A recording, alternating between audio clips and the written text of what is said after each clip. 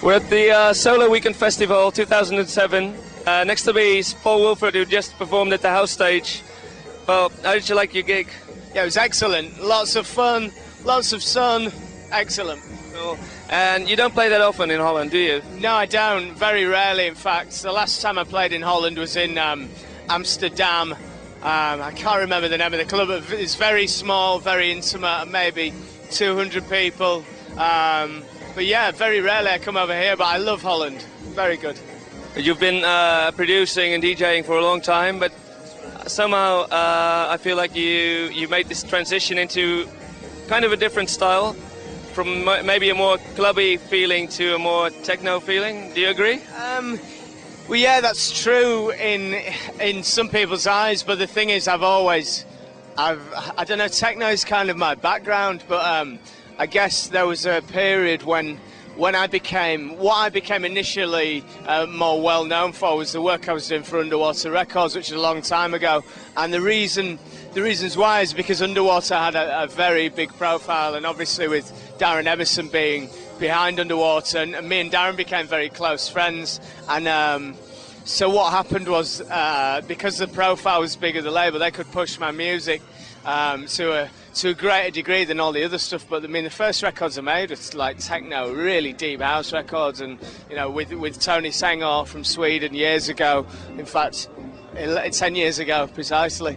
And my background's always been in techno. I grew up with kind of Warp Records and things like that. And but it was just kind of at bay, and I've always explored every different type of musical urge that I've wanted to explore. So the material I did for Underwater was just what I was exploring at that time. And as things have progressed, I guess the true character of what I'm about to come out, and that's been, I guess, more kind of linked with techno, but as much techno, just kind of house music, straight up house music. But I just think it's all house music, but there's different strains of it, you know.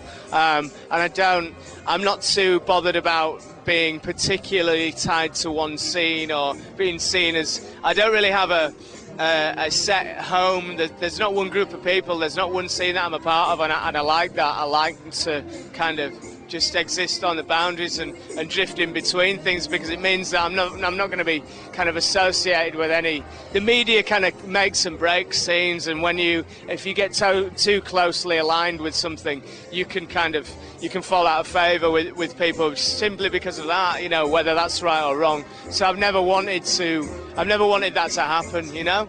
So it's kind of a survival technique. Yeah, pretty much. Yeah. And I think you've had a really successful year. You had some really big club hits, and I think it really put you on the map internationally, even more. Yeah, that's right. Yeah, I mean, I didn't expect what happened with Erotic Discourse to happen. That came out of the blue, but it kind of really opened things up, and it meant that a lot of the people who I've always aspired to creatively, they sort of kind of sat up and took notice of what I was doing. People like Andrew Weatherall and Laurent Garnier and Francois Kay and people like that. And these are people that, you know, I would hope one day to go as far as that and get up to that kind of level. So for me, it was that was a key turning point. And what I've been doing since then is just exploring, do more exploring. I have a new album ready for 2020 Vision under the Bobby Peru name, which I think is going to surprise a lot of people, because it's just not what people are going to expect. So yeah, more exploration and more confounding expectations, and you know, I just swim against the tide and do my own thing and hope that people like it, you know. And could you tell us something about your Intimacy label?